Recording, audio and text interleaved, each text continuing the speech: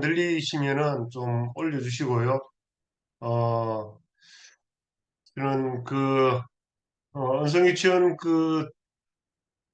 설립자이고, 제가 지금 그 전반적인 운영을 책임지고 있는 그 은성 유치원 대표 김종국입니다. 예, 만나서 반갑습니다. 오늘은 2024학년도 저희들 이제 신입생 모집 선발과 관련된 교육 설명회를 이제 하는 날입니다.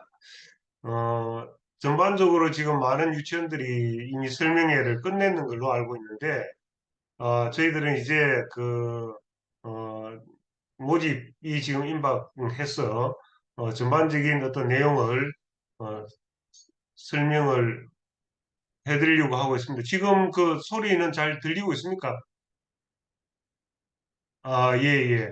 그, 줌으로 지금 사실은 첫날 이제 하고 있는데, 이 줌이 저희들이 뭐 수시로 사용하던 기기가 아니다 보니까, 조금은 이렇게, 그러니까 착오가 잠깐 있을 수는 있음을 참고해 주시기를, 바랍니다. 저는, 제가 이제 뭐 설명드릴 거는 우리 유치원, 운영과 관련된 우리 유치원이 운영하고 있는 교육 과정에 대한, 전반 그 핵심적인 내용, 그리고 교육 철학, 이런 것 중심으로, 말씀을 드리고 있습니다. 먼저 제가 그 준비한 PPT 자료를, 중심으로 설명을 해드리겠습니다.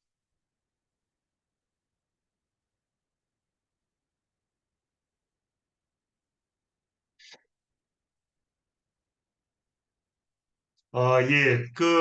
언성 유치원에 대한 전반적인 뭐 간략한 소개는 아마 원장 선생님께서 아마 전반적으로 다시 할 거라고 예상이 되고 있고요.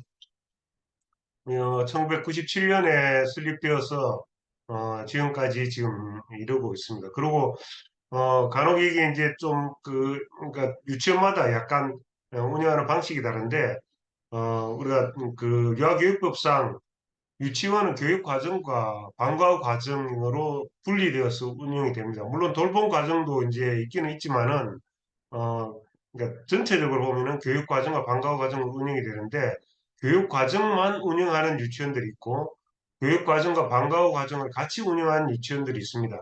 어, 근데, 언성 유치원 같은 경우에는 교육 과정과 방과 후 과정을 같이 운영하는, 그래서 모든 아이들이 다 교육 과정과 방과후 과정까지 이제 경험하게 하는, 그런 시스템으로 운영이 되고 있습니다. 왜냐하면은 조금 이따가 나중에 다시 설명을 해드리겠지만은, 워낙 이게 좀 다양한 어, 그 내용들을 가지고 아이들 교육을 하고 있기 때문에, 사실 교육 과정만으로는 그걸 전부 다 담아낼 수 없는, 그런 부분에 있어서 모든 아이들이 다 방과후 과정까지 한다는 말씀을 드리고요.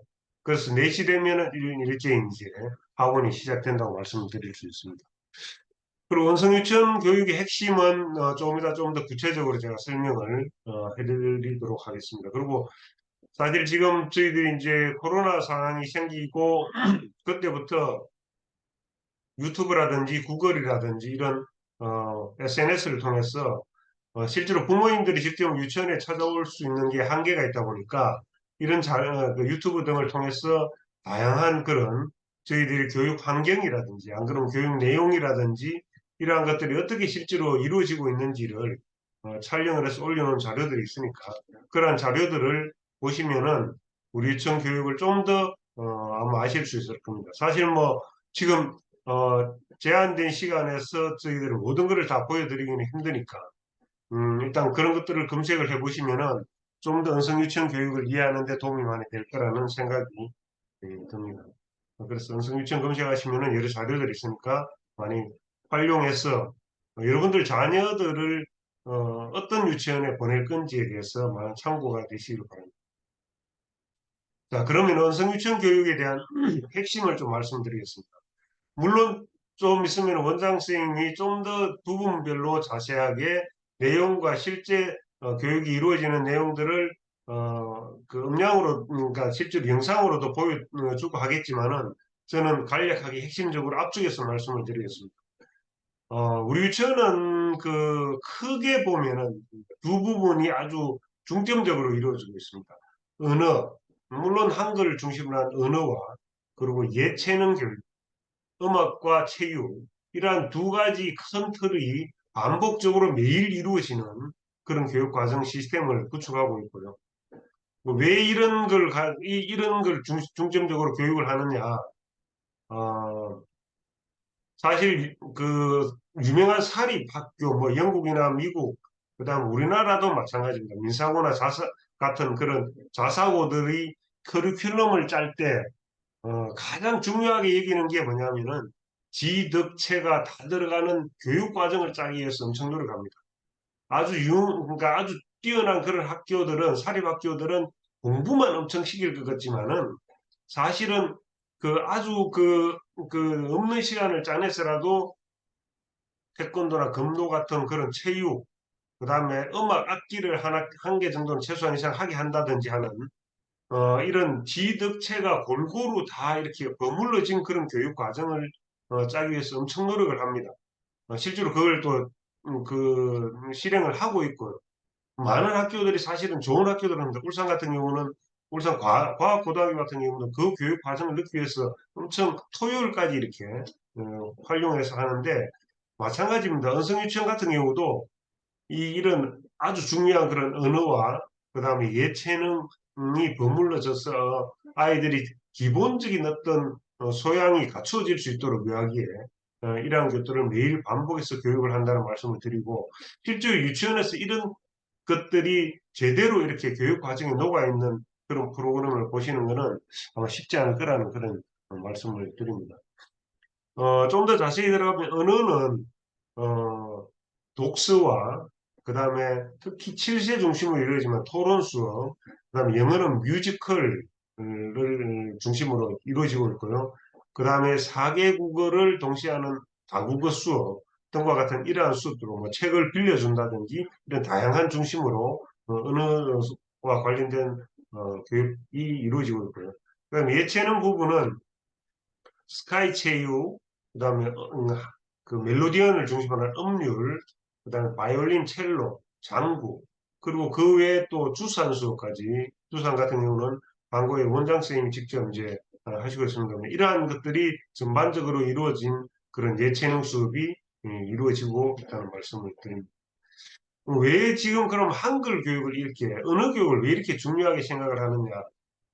사실은 우리가 뭐 교육을 받는 가장 중요한 목적은 우리가 사회적으로 살아가는 데 있어 가지고 필요한 여러 가지 어떤 지식을 받아들이는 그런 목적이 가장 큰데 사실은 그 지식이라는 거는 하나하나 어떤 개념을 다 만들어가는 과정입니다.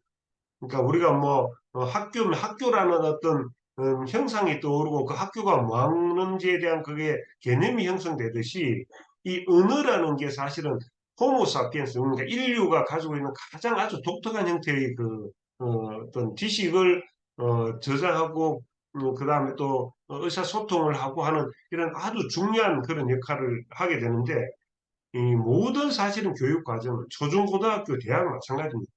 이 언어가 기본이 되어서 모든 게 돌아갑니다.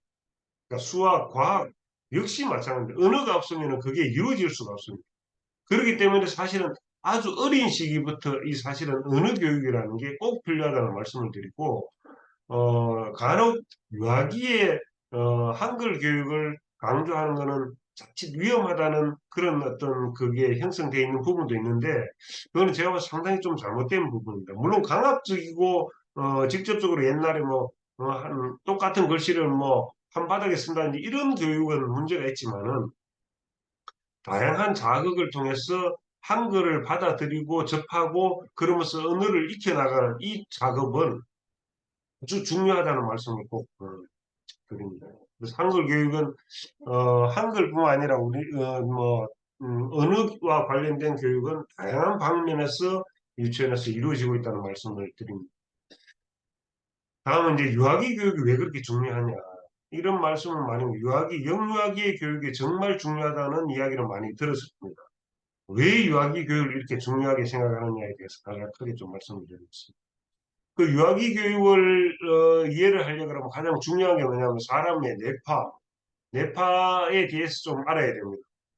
이 뇌파는 사실은 0세에서 2세, 까지 뇌파와 2세에서 5세 뭐 만으로 우리나라 지금 바뀐 연령으로 치면 2세에서 5세, 6세 그러니까 초등학교 1학년 정도 유치원생 그러니까 5세반 그 시기까지 그리고 거기서부터 사춘기까지 그 다음에 성인이 된 이후 이게 뇌파가 다 다릅니다.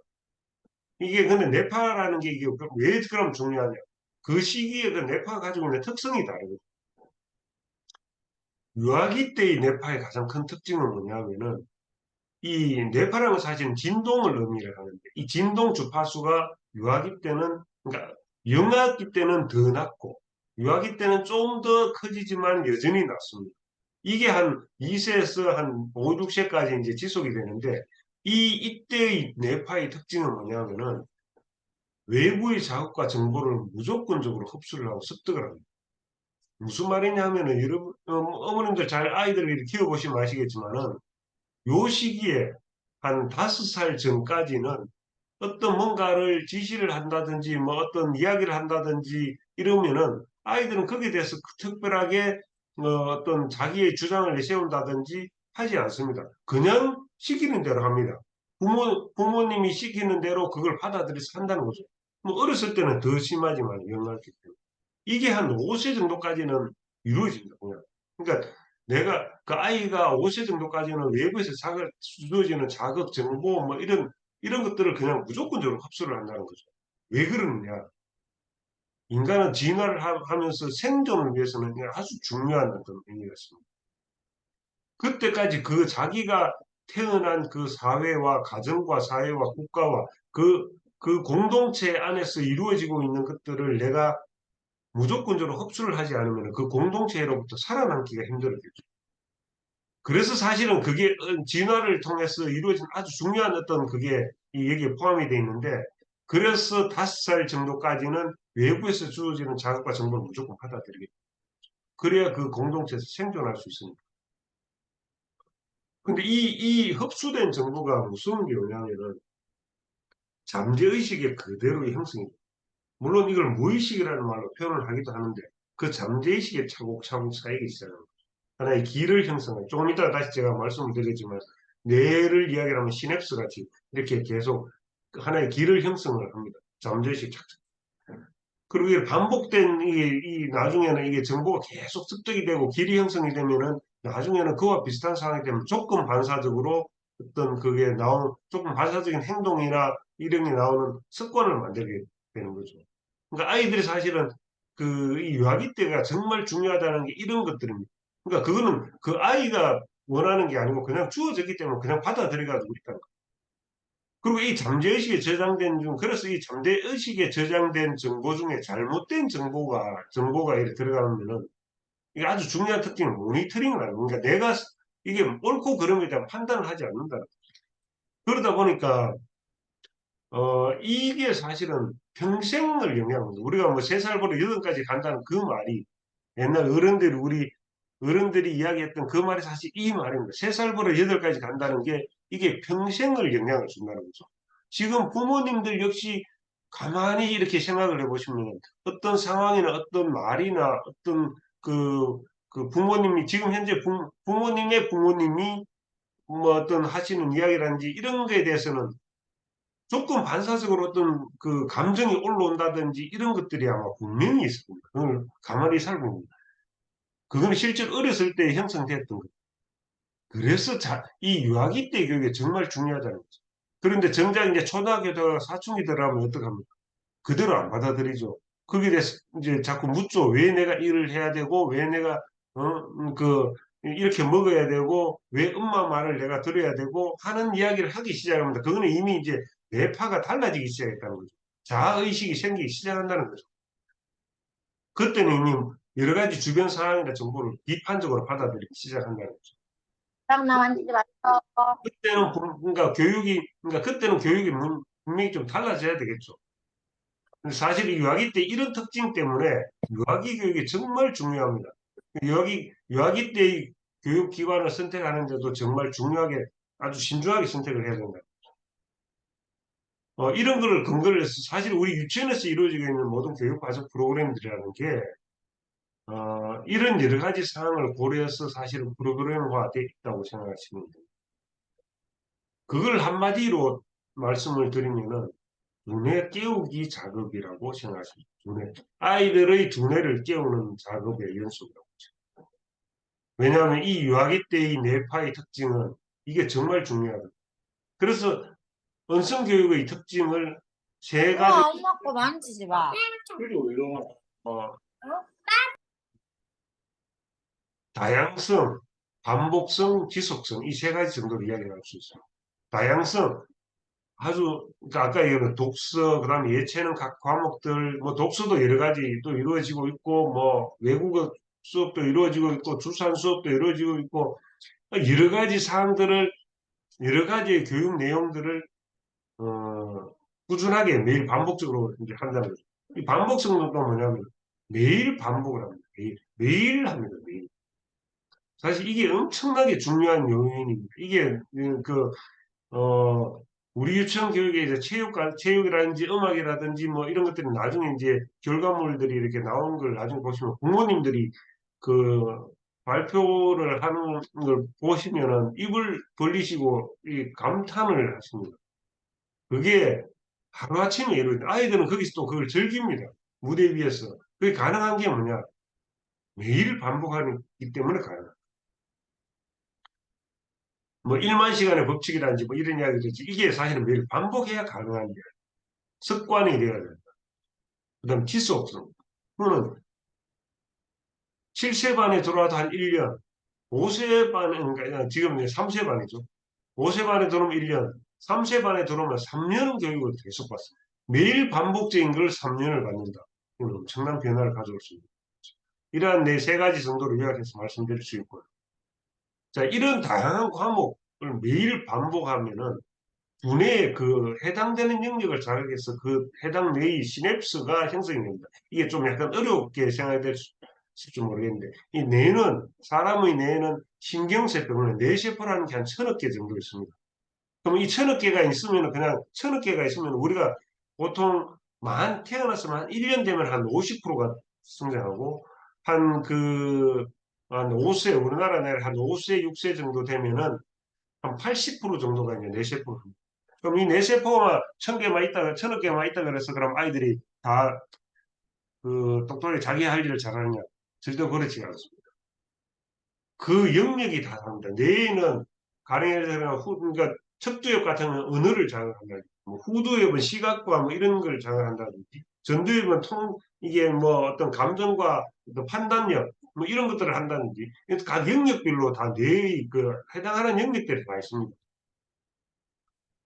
그럼 결국엔 그 이야기는 뭐냐면 그 자극들을 계속 주면은 쉽게 말하면 뇌는 어떤 힘입니다. 이 시냅스 형성이라는 뭐냐면 길이라고 보시면 됩니다.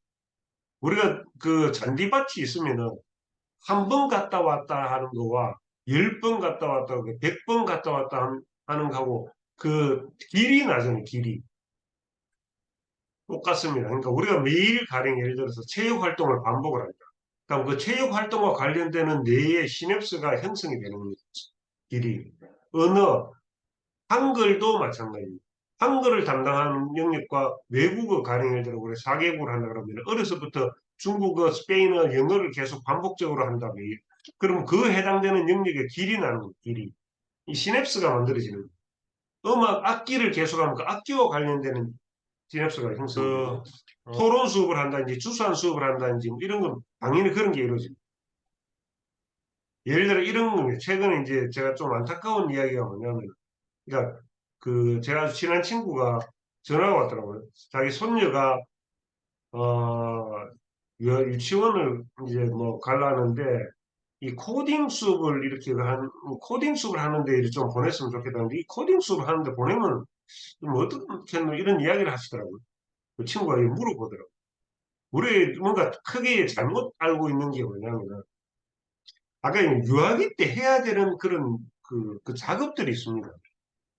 그러니까 코딩 수업이라는 건 사실은 코딩이라는 건 유아기 때 그 코딩은 그러니까 쉽게 이야기하면 코딩은 그 어떤 내가 그러니까 어떤 로봇이나 어떤 장난감이나 뭐 어떤 것들에 대해서 그걸 내가 어떤 식으로 움직이도록 하는 어떤 그 로직 그러니까 논리적인 어떤 그런 회로를 만들어서 그 언어를 그러니까 컴퓨터 언어로 만들어서 집어넣어줘서 그걸 움직이게 하는 거예요. 근데 그 유아기 때 그게 가능하냐는 거죠. 그 유아기 그러니까 유아기 코딩 수업을 여기 보시면은 이미 코딩화되어 있는 걸 가지고 가져와서 장난감 같이 가지고 노는 겁니다. 쉽게 얘기하면 그게 코딩 수업이라고 이야기를 하는데 쉽게 이런 겁니다. 우리가 자동차를 잘 운전한다고 해서 그 자동차를 나중에 만드는 거하고는 상관이 없죠. 근데 그 코딩돼 있는 장난감을 가져와가면 막 놀게 하면서 아이들이 이제 코딩 수업을 했다고 이야기를 합니다. 그는 부모님의 만족감을 주는 거죠. 영어 역시 뭐 영어 유치원 뭐 요새 영어 전문 학원도 마찬가지. 3년, 2년, 3년 동안 엄청난 돈을 들여서 매일 영어만 이어간다. 그러면 뇌의 그 시냅스는 그 영어와 관련된 시냅스밖에 형성이 안 된다는 거예요. 그 아이들의 두뇌가 그렇게 해서 발달할 수가 없다는 거죠. 코딩 수업에서 가장 중요한 거는 정작은 풍부한 상상력과 논리적인 사고와 인내력 이런 것들이 오히려 필요합니다. 풍부한 상상력 그 장난감 가지고 논다고 풍부한 상상력이 생길까요? 가장 중요한 건 오히려 많은 책들을 부모님이 아이들한테 읽어주는 게 훨씬 도움이 됩니다. 그만큼 좋은 교육이 있습니다. 논리적인 사고, 그 논리적인 사고가 거기서 생기겠습니까? 오히려 다양한 경험을 쌓아가면서 그게 오히려 더 논리적인 사고에 더 인내력, 악기, 체육 이런 거면서 길러지는 게 인내력 아닙니까? 오히려 아이들 그 코딩 수업 그렇게 하느니 그냥 하루 종일 그냥 그 모래 사장에서 놀게 하는 그게 훨씬 더 논리적인 사고와 인내력과 풍부한 상상력을 키워주는 데 훨씬 도움이 될 겁니다. 우리 회사는 그 운동장이 모래로 되어 있지만 아무튼 이런 부분들을 잘 생각을 하셔야 된다. 특히 그러고 요즘 그 코딩에 대해서는 AI가 지금 워낙 발달하다 보니까 여러분들은 뭐 아시겠지만은 챗 GPT라든지 뭐 바드라든지 이런 게 나와 있지 않습니까? 거기 들어가서 내가 필요한 정보를 주면서 코딩화 해달라고 하면 바로 코딩 다 해줍니다. 이게 점점 엄청나게 이제 발달하겠죠. 우리가 따라가기에, 사람이 이제 따라가기 힘들다는 거죠. 그걸, 지금 코딩 배운다 해서 그 정도의 그걸 갖추기 쉽지 않다는 거죠. 오히려 내가 풍부한 상상력을 통해서 내가 이 로봇을 어떻게 움직이게 하는 게 그 인류의 삶에 도움될 때 이런 풍부한 상상력을 가지고 있는 사람을 필요로 한다. 그래서 일단 이런 각 영역을 시냅스를 형성을 해 놓으면은 이게 이제 일정한 시기가 되면 그게 필요할 때 이제 드러나게 된다. 어. 그리고 또 하나가 뭐냐면 왜 그럼 어렸을 때부터 두뇌를 깨워놔야 되는가? 생각의 주도권을 가진 아이로 키우기 위해서 생각의 주도권. 뭐 생각을 다 하고 자기 생각을 하고 살지 않냐고 이야기를 하실지 모르겠는데 실제 보면은 크게 사람은 두 부류로 분류할 수 있습니다. 자기만의 생각을 하는 사람, 또 자기 생각의 주도권을 가지고 있는 사람과 집단 의식에 의존하는 사람은 이 크게 두 가지입니다. 근데 실제 자기 생각의 주도권을 가지고 있는 사람 극소수입니다. 극소수. 여러분들이 하시는 성공했던 마이크로소프트의 유명한 사람들, 그 빌 게이츠라든지 뭐 스티브 잡스라든지 워런 버핏이라든지 그 아주 유명했던 그런 사람들, 그 사람들이 거의 대부분의 특징이 뭐냐? 이 자기만의 생각을 가지고 하는 사람. 자기만의 생각을 가지고 자기 삶을, 그 주도권을 가지고 자기 삶을 살아가는 사람. 아주 극소수입니다. 거의 대부분은 집단의식입니다. 이 집단의식이 뭐냐면은 우리가 어렸을 때부터 크면서 아까 이야기했던 가정과 그 자기가 속해 있는 그 사회 집단, 학교 뭐 이런 데서 크면서 이거 그러니까 규범이라고 이렇게 이야기 듣는 거 있죠. 뭐. 어른을 만나면 인사해야 되고 살아가는 데 있어서 돈은 아주 중요하고 좋은 집과 좋은 차와 뭐 이런 여러 가지 그 어떤 사람 살아가는 데 필요한 게 이런 거라고 이야기해서 만들어 놓은 거 받아들였다. 아까 이야기했던 무의식적으로 받아들여지는 이런 것들이 집단의식입니다. 사실 그 집단의식은 때로는 필요한 부분도 있지만은 우리가 살아가는 데 있어 가지고 사실은 거의 대부분은 행동하고 판단하고 떠오르는 생각들이 거의 대부분 이 집단의식입니다. 이런 집단의식에 의존해가 살아가서는 절대로 다른 사람보다 뛰어난 사람이 되기가 쉽지 않습니다. 왜냐하면 항상 그 집단의식의 기준을 두고 살아가기 때문에. 그래서 자기만의 생각을 가지고 자기 생각의 주도권을 가지고 살아가는 것을 아주 의식적으로 생각을 해야 됩니다. 내 삶과 내가 어떤 행동을 할 건지, 앞으로 어떻게 살아갈 건지, 이런 것들을 내가 의식적인 생각, 의식적으로 생각을 하면서 자기 주도권을 가지고 하는 그런 사람을 불러야 되는 거죠. 이거는 우리가 지금 7세 토론 수업을 할 때 이런 부분을 아주 강조를 많이 했죠. 제가 토론 수업을 만들면서 아이들이 하는 이야기들이 설사 좀 뭔가 방에서 벗어나더라도 충분히 받아주고 끌어내줘라. 왜냐하면 그 아이의 생각이 올라가는 거기 때문에 그런 경험들을 자꾸 해줘야만 자기만의 생각을 할 수 있는 아이로 커간다는 거죠. 집에서도 마찬가지입니다. 우리 아이들 자녀는 아주 고유한 하나의 어떤 존재들입니다. 그 존재들이 자기만의 생각을 할 수 있도록 충분히 허용해주고 키워주는 게 아주 중요합니다. 두뇌를 그거는 두뇌가 깨워 있어야 가능합니다. 그래서 교육의 궁극적인 목표는 뭐냐 하면 일찍 두뇌를 깨워서 어리면 어릴수록 좋습니다. 자극을 다해야 아이들이 영아 때 움직이지 못할 때는 많이 이게 마사지도 해주고 이렇게 만져주고 스킨십도 많이 해주고 애정 표현은 그게 사실 두뇌를 깨워주는 거예요. 그렇게 일찍 두뇌를 깨워서 생각의 주도권을 가진 아이를 키우는 것. 이게 아주 중요해요. 이건 궁극적인 교육의 목표고 이거는 뇌파가 어릴수록 뇌파의 특성상 어릴수록 좋다는 거. 자, 이런 우리가 하는 교육에 그럼 뭐 어떤 효과가 있냐. 사실 유치원, 유아기 때의 교육은 씨앗을 그냥 뿌려주는 겁니다. 이때는 뭔가 성과가 드러나는 시기가 아닙니다. 뭔가를 자꾸 끌어내려고 하면 안 됩니다. 뭔가 하나 줘서 우리가 영어, 전문 유치원에 뭐가 영어를 막 이렇게 아이들이 유창하게 한다. 그거는 사실 따지고 보면 아주 그 미미한 부분입니다. 그거는 뭐. 그러니까 그런 걸 보려고 하기보다는 끊임없이 뭔가 심어줘야 된다. 기본이 그 아이의 안에 훅 이렇게 형성이 되도록. 그러면은 때가 되면 꽃을 피우게 됩니다. 근데 그 꽃은 정말 화려하고 활짝 피는 꽃이 있을 수도 있고 어떤 씨앗을 심어주느냐에 따라 정말 초라하게 그냥 이렇게 겨우 꽃이 피었다가 질 수도 있고 아주 화려하게 자기만의 어떤 그걸 다 드러내면서 피는 그런 꽃이 될 수 있다는 거죠. 결국 어떤 씨앗을 심어줄 거냐는 것은 부모님의 몫입니다. 적어도 모든 것을 알 필요 없습니다. 알 수도 없고 다만 중요한 거는 뭐냐면 내 아이가 지금 어떤 교육을 어디서 받을 것인지를 판단할 수 있는 적어도 그리고 이런 코딩 교육이라든지 영어 전문 유치원 같은 이런 아주 편협된 그런 데 가서 이런 교육을 받는 게 좋을 건지 아닐 건지 이 정도는 볼 수 있는 안목을 부모님들이 갖추고 있어야 되는 거예요. 그게 정말 부모님들이 지금 해야 될 역할입니다. 아이들은 그런 자극과 시약과 영양분만 충분히 주면은 정말 자기만의 아이로 존재를 충분히 커갈 겁니다.